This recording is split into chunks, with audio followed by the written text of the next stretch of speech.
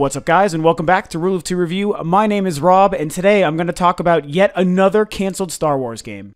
Okay, well, this one cuts me deep. Cuts me real deep, I can't lie. I am notoriously a humongous, gargantuan Star Wars fan. I am covered in Star Wars tattoos. My walls are covered in Star Wars things. I have some amazing memorabilia.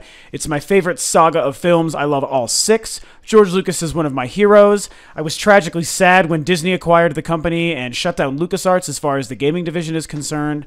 All these different things concerning the expanded universe and how the canon is being laid out. Some of that stuff I've liked, some I haven't. You know, long story short, I have very strong opinions about Star Wars. It's my number one thing. And of course, as a big gamer, that means one of the greatest things that we could get out of that are, of course, Star Wars games. And we have had some amazing ones in the past, for sure.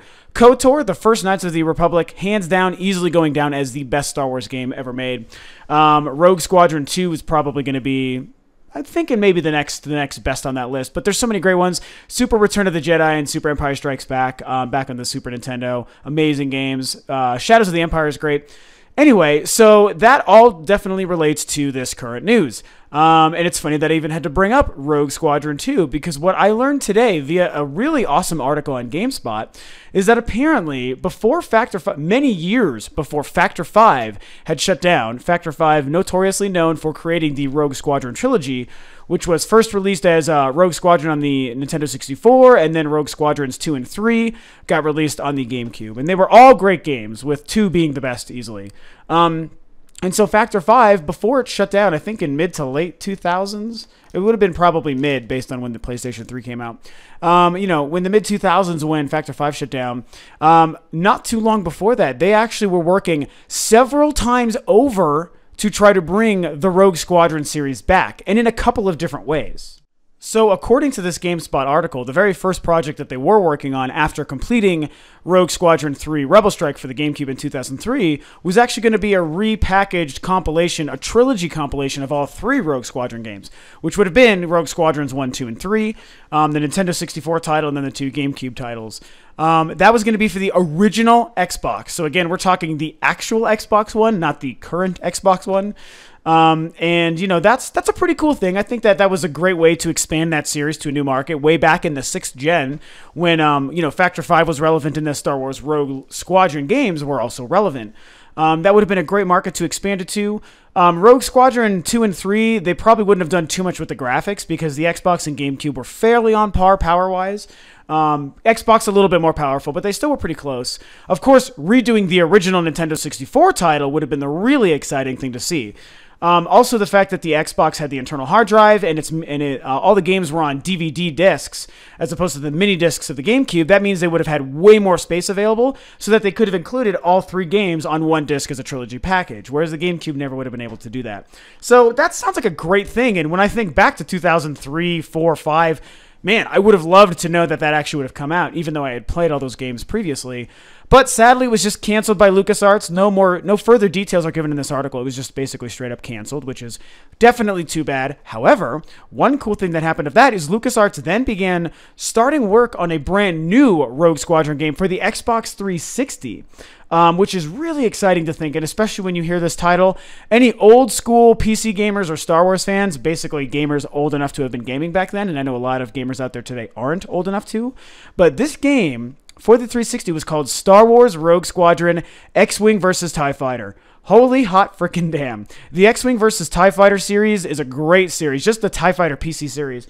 It goes way back to the, mid-90s, early and mid-90s on PC games. Oh, a great dogfighting series. Really awesome, you know, revolutionary for their time in gaming. And the idea that they could have combined that kind of style of play with the Rogue Squadron series for the then brand new Xbox 360 and brand new 7th generation machines, that's just, I don't know, man. It's just too exciting to behold. However, basically that game was also just canceled as far as I can see. Basically, that game wasn't going to release on the 360. So what's interesting is this is an exact quote that I'm going to read because somebody awesome is actually named by name in this quote. So a developer from Factor 5 says, the moment Rogue Squadron was canceled, the 360 version he means, Shuhei Yoshida from Sony basically held out his hand and said, come on guys, come to the PlayStation team. We're still looking for PlayStation 3 launch titles. Holy freaking crap. That is such an insane thing to learn and find out about. Rogue Squadron, one of my favorite Star Wars series of all times and one of the best 3 games ever. And it was going to be a 360. There was a brand new X-Wing TIE Fighter game coming for the 360. Canceled. Fucking stupidly. I don't know why it was so hard to get great Star Wars games out at the time, but it got canceled. And then Sony wanted it to help launch the PlayStation 3. Oh my God, that would have been phenomenal. Now, here is the hardest thing to read within this entire article. That game, Rogue Squadron, X-Wing vs. TIE Fighter, eventually became the PlayStation 3 Dragon-flying launch title, Lair, because Sony wanted to have their own IP. Oh my fucking God. You have got to be kidding me.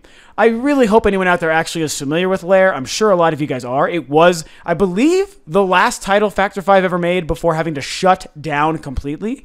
If not the last, it was one of the last, and one of the last very high-profile games. It was supposed to be this great PlayStation launch title, a Sony IP, like they said here in this quote, and it was, had this great graphics. It was going to exhibit the brand new 6-axis motion controls for the PlayStation 3, and it was supposed to do all these great things, and it was apparently not a very good game. Never played it, got mostly horrible reviews. So we know that what was going to be a surefire hit and a great Star Wars game got converted into this shitty Dragon game that ultimately led to the demise of one of the best studios in a long, long time. What a tragic end to what could have been a great story. And I think that sucks for Factor 5 because they were great developers back in the day, and it's really goddamn terrible for the Star Wars Rogue Squadron series. I love that at first Sony and Shuhei reached out to say, hey, let's save this and find something that you guys can do for our launch title for our new machine. But the fact that you guys did that, you should be ashamed of yourselves. And so the last reason it's actually really a shame that this happened, and this is where I'll wrap this video up today, is that it really further emphasizes the problem that the video game industry has right now concerning Star Wars games. I really don't understand why last gen, the 7th gen, Xbox 360, PlayStation 3, and Wii. Oh, and by the way, Factor 5 did eventually try to bring Rogue Squadron to the Wii. I forgot that part. They were going to, after the 360 and PS3 didn't work out, they were going to bring it to the Wii, but then there was a crash in 2000. That's when the studio had to shut down. So 3 times they tried to make that game happen, and all these stupid factors came in and prevented it from happening. So anyway, the problem is 7th generation, 360, PS3, and Wii, why the hell was it so hard to get good Star Wars games? Not even good, just some Star Wars games. For fuck's sake, we got the 2 completely underwhelming Force Unleashed games, which had great potential and both fell almost entirely flat on their faces. Some Clone Wars games that were just knockoffs and not really deep, excellent lore-based games trying to further the story of, the Star Wars lore. They were just like shitty little one-off games based on the Clone Wars, which is great, but not in video game form. So that whole generation, I was waiting for this amazing 360 Star Wars game or something to happen, and it never did, and we're still waiting. And lo and behold, it turns out that this whole time, not only was there a great Star Wars game being made, and this doesn't include Battlefront 3, which got fucking shut down last generation. Thank God it's being revived, but it should have come out a long time ago, basically. But, yeah, not only was there a Star Wars game being made, it was a Rogue Squadron Star Wars game. Why didn't that exist? I'm so sad, you guys. I'm sitting here like I'm almost pouting in my chair just talking about this to you guys because it hurts me to have learned this. It's a great piece of news. It's a great little piece of history that I don't think many of us knew. I had no idea. I really enjoyed it, reading this short article and hearing about the crazy path that this game and studio went in the early and mid 2000s. But it's so tragic, and this series should still be existing, and we should be having more Star Wars games to play. The 6th gen, the GameCube, Xbox, and PlayStation 2, lots of Star Wars games. Some better than others, but there was so many to pick from. The KOTOR games, the, what's the Rebel Commando game, Rogue Squadrons 2 and 3, the Clone Wars game. There were so many freaking, and there's more Pod Racer games on PS2. Lots of Star Wars games that generation. That's how you fucking do it, world. I don't know what you're missing when it comes to Star Wars and video games. There's so much money to be made there. And, oh, that's the same generation we got Battlefronts 1 and 2. I mean, God, they understood it so well for that 6th generation. 7th generation, it's like, what do we do? Oh, Star Wars is a thing? Oh, people like Star Wars? Oh, people play video games? Maybe we should combine those 2 things? Nah, fuck it. Let's just not make good Star Wars games. I just don't even know. And I'm so passionate about this. You can tell I'm getting angry because Star Wars means so much to me, and I love gaming, and I love combining the two, and I just don't understand why it's been so hard to do this. So this story is like an extra turn of the knife, because not only did we not get these games, it happened in the midst of a Star Wars game drought. So why the fuck were these games prevented from coming out? I don't know. It's unfortunate. So here we are today, 2014. We're early in the 8th gen. And we heard rumors about a canceled Wii U Darth Maul game. That's really stupid that got canceled, but whatever.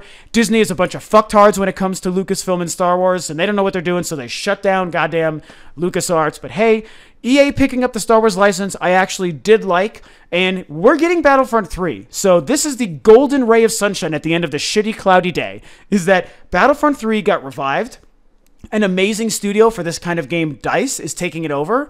And you just know when it comes to people who work for a company like that, they're all Star Wars fans. So they're hopefully going to be passionate about this project and not make it good just because, oh, it's Battlefield and Battlefield needs to look good on high-end PCs. It's, we all care about Star Wars. We know what Star Wars fans care about when it comes to Star Wars. And we know how to make good games, especially competitively. We're going to take this hollowed, amazingly revered franchise, the Battlefront franchise, revive it, pull it from the cold, dead ground that it was buried in, and we are going to make this a shining achievement in Star Wars video games.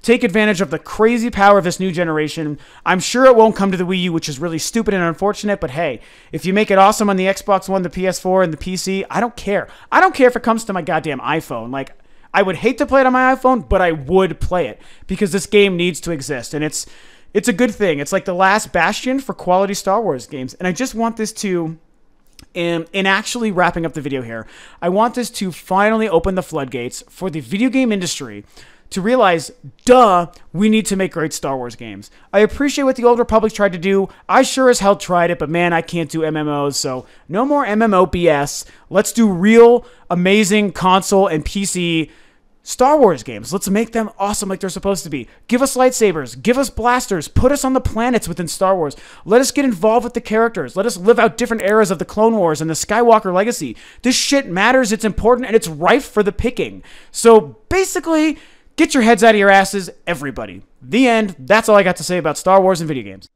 Whew. Okay, I definitely admit I did not anticipate this turning into so much of a rant kind of video. And it only comes from my passion about Star Wars games. I love Star Wars games. I don't know why this Rogue Squadron thing happened the way it did. It's so sad for the series. It deserved so much more. Lucasfilm was dumb. Disney's dumb. Everyone's dumb for not making these games happen. The end. That's it. That's all I have to say about that. But hey, we'll see what happens with Battlefront 3. I thought this was interesting as a huge Star Wars fan and a gamer, so I wanted to make this video for this exact purpose. If you are a Star Wars fan and if you love games too, which I assume you are if you're watching my videos, then I definitely want to hear what you guys think. You know, of course, leave any comments and thoughts about the idea, Rogue Squadron, Star Wars, LucasArts, all that stuff below. Of course, if you're new to the video here, thanks so much for tuning in. Please feel free to subscribe to Rule of Two Review and like and share the video and your comments and thoughts about Star Wars again below. Follow the links below to the Facebook page and the Twitter, both of which I run. Thank you so much for tuning in, and of course, as always, I will catch you guys on the next video.